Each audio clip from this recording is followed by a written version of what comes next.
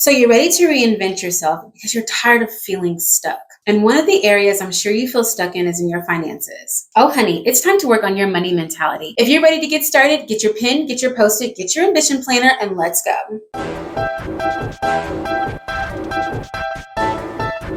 Hello, Ambition Babes. Welcome back to my channel. My name is Dion, also known as the Face of Ambition, across all social media platforms. And I help women who are over 40 who are ready to reinvent themselves, who are tired of feeling stuck, who are ready to prioritize self-care, who are ready to start their glow up journey and need a big sister bestie in order to lead them along the way. And don't worry, honey, if you're not over 40, you're still welcomed in this space just because I give off real big auntie vibes and I'm here to help you with your money mentality. You guys may not know this about me, but I love talking about money. I'm gonna go ahead and offer this disclaimer. I am not a financial advisor. I cannot tell you what to do with your money, but what I can do is tell you everything that I've learned and how I have grossly misappropriated money in the past and the lessons that I have learned that have helped me be successful in my future. Because listen, honey, if you're ready to reinvent yourself, the number one thing that is going to hold you back from the happiness that you seek is your finances. So a few weeks ago, I posted this video and the comment section in my DMs lit up. I know that the enemy would love for you to lack financial confidence, because if you lack financial confidence, you'll start blaming God for your lack of abundance. If you start blaming God for your lack of abundance, you'll stop believing in him, stop having faith, you'll stop tithing, you'll start robbing Peter to pay Paul. I want you to consider the areas where you lack financial confidence, and this is the thing that I want you to take to God. I absolutely loved reading each and every one of your comments because I have dedicated a whole playlist to our money mindset because I know how important money is to this glow up journey. I know that you want to be able to afford your dream life. I know that you're ready to become that woman, but that woman that you want to become has the finances to be able to back up her lifestyle. You want to go on the vacation. You want to be able to support your family. You want to give the kids the life that you didn't have. And it's all starting and ties back to your money. So I'm about to break this video down into 4 sections. And section number 1 is understanding your poverty mindset. My mother is a therapist, and one of the things I hear her say all the time is that it comes from a place. Our poverty mindset is not something that we just woke up with one day. It is something that we've learned over the trajectory of time. Whenever you start really considering where your poverty mindset started, typically you can think back to your grandmother or your aunt, somebody that was born a few decades before you that really showed you how to make a dollar stretch. And maybe she even said to you that money's the root of all evil, or that money doesn't buy happiness. So you started internalizing these values around money. You started believing that you didn't deserve money, and that's why it always eluded you. You started believing that you came from a family that was impoverished, so that was going to be your plight as well. Or maybe you've gotten so comfortable in the financial situation that you're in and you can't see a way out, so you've completely given up. The number one way to be able to understand your poverty mindset is to understand where it started. My grandmother was born in 1922 and passed away when she was almost 100. She was born during the Great Depression. So imagine how she raised my mother, who then raised me. Although I feel like my mother was raised highly privileged, there was a poverty mentality that spilled over from one generation to the next. Which brings me to my second point. What are the negative emotions and beliefs that you have around money? I'm going to go ahead and give you your homework early for this episode because one of the 2 pieces of homework that I want to ask you to do today is to write out your negative beliefs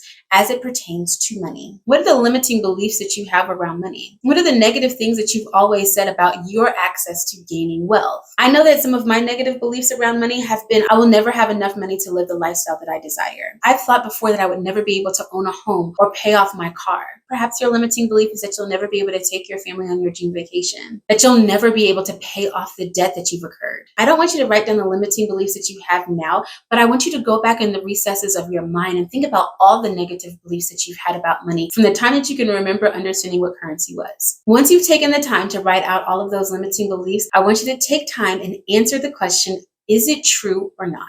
You know, this is one of my favorite assignments because if you can answer the questions to your limiting beliefs, then they maintain just limiting beliefs, or they might be your current reality. Is it true that you can never, ever own a home? Is it true that you will never, ever be able to get out of debt? If you answer no to any of these limiting belief questions, then actually reversing your mindset is possible. Your limiting beliefs and the beliefs that you've been raised and the things that you've told yourself over and over again and the reality that you've even seen around you do not have to be your reality forever. Like I said in that video, we have not because we ask not. You need to take those limiting beliefs and then give it to God and say, I need you to change my mind. I need for you to do something that I can't do for myself. I need for you to erase the memories and the ideas that I have about money. I need for you to transform my mindset whenever it comes to how much I am worth, how much I can actually make, how much I have the ability to be able to have. One thing that I can promise you is that God is anxious to talk to you about your finances. We have built up this wall about talking to God about our finances and the debt that we've created, as if he can't actually undo the things that we've done. If he can reverse the health issues that you once had that you don't have anymore, then he can erase the financial decisions that you've made in your past. The third tip that I want to offer you in changing your money mentality is that you have got to change your poverty mindset into an abundance mindset. No, it's not just some magic wand that you wave over your mind. This is going to take you actually rewriting your financial story. Just like you took time and wrote out all of those limiting beliefs and the things that you said negatively about money, I want you to flip that paper over and I want you to rewrite your financial story. Now, the thing about rewriting your story is that it may not be your reality today, but it may be the thing that you are working towards in the future. So this gives you the opportunity to dream. This gives you the opportunity to be completely delusional about the things that you're going to have because you know that God is going to answer your prayer. This gives you the opportunity to be super delusional about your financial future. You can rewrite your financial story. Write this story as if it is going to happen in your life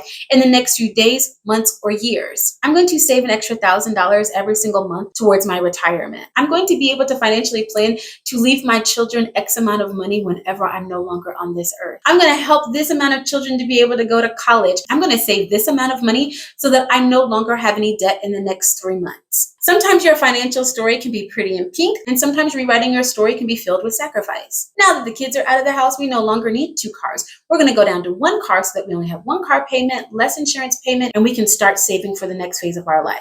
Sometimes it means that I'm going to be so disciplined with my money for the next 3 months, I'm going to eat beans and rice so that I can take myself on a dream vacation. It's your story so that you are the hero of every financial story that you create. What this activity helps you to do is start to rewire your brain about how you talk about yourself as it relates to money. Because you and your money are in a relationship. You have to respect it. You have to cultivate it. You have to nurture it. You have to pay attention to it. Because you're in a relationship with your money, how do you feel about it? How does she feel about you? How are you going to apologize for disrespecting her in the past and work every single day to rebuild the relationship that may have been lost? I absolutely love this activity because I like to be able to pull out my financial story every day sometimes, or at least once a week. Sometimes I need a weekly reminder that I'm working effortlessly to be able to have the financial freedom that I seek. Inside the Ambition Planner, there's a section called the Paper Chase, and it basically serves as a financial diary so that you can write inside of it every single week. Some of the questions that it helps you to answer is, did I stay on track in my finances this week? What spending habits do I need to improve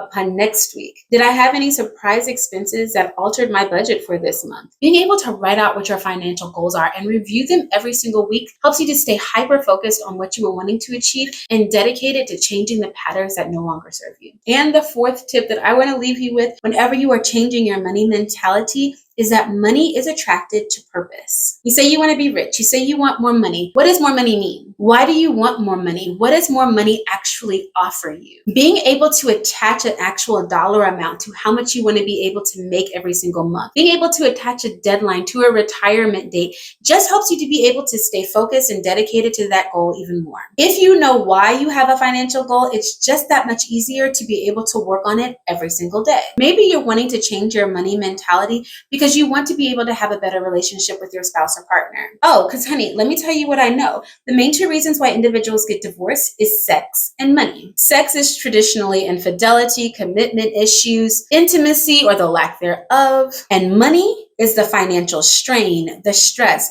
the conversations around money. Your spouse is spending too much and is not helping out with the bills. They don't have a job that brings in enough money. You guys know that I stand on business when I say that marriage is easy. The number one thing that will dissolve a marriage faster is not having clear financial transparency. Y'all know I'm right. Not being able to talk about your money, having a poor relationship with your money, overspending, underspending, not being equally yoked with your spouse or partner whenever it comes to your finances can completely ruin a relationship. If you want to be able to improve your marriage or your personal relationship with money, you're going to have to be able to be honest about your spending habits. Sometimes it doesn't even take a partner being in a relationship with you for you to feel the financial strain. So just imagine if you added an additional person on top of that was spending too much money, shopping at night, withholding financial information from you, spending money in spaces and places that they shouldn't. It's going to take you breaking down the communication walls that you and your partner may have around finances in order to be able to open that communication and really be honest about the financial goals that you both have together. But now this applies even if you're not in a relationship with someone. Your financial relationship starts with you. It's going to take you doing the work. You're going to have to start with those limiting beliefs, turn that paper over, and rewrite your financial story. I wish there was an easier way than unearthing all of the bad decisions that you've made about your finances in order to rewire your mindset. But the work is worth it. I know that they say that money does not buy happiness. My happiness is not being stressed. My happiness is not being anxious. My happiness is not being financially overwhelmed. So perhaps money does make you happy. Perhaps money does give you access to the things that you want, emotionally, physically, or even spiritually. I hate that I didn't give you a trigger warning whenever I started this episode, but if there is one thing that you take away from this episode, I want you to know that God does not want you to be poor. He does not want you to not have. He does not desire that you do not have an abundant life. The devil would love for you to believe that he wants to keep you impoverished and that he does not care about your financial stability. It's simply not true. God has plans to prosper you. He has plans to give you hope in a future. If you want to be able to improve your money mentality, you're going to have to start improving the relationship between yourself, money, and with God. A threefold cord is not easily broken, honey. I know that you can do it. I know that you have financial goals. I know that there are things that have happened in your past that you're like, I don't think I'll ever be able to get out of it. But this is whenever you start small and allow it to snowball. You know what I know for sure? If you tell them you can give them $10 a month, they're going to take it. Whatever it is that you can do to start unraveling the financial decisions you've made in your past, do it as soon as today. Forgive yourself for the decisions that you've made. Forgive yourself for your past mistakes and live for the now. Now you have another chance. Now you can make it right. Now you can live out your new financial story. Okay, sis, I hope that you have enjoyed this episode. I know that money is sometimes a taboo topic to talk about, but it's something that I absolutely love, and I know it's going to help you to be able to expedite your process while you're on your glow up journey. Until our next episode, I pray that you are well and that you are doing something every single day to reach your most ambitious goals.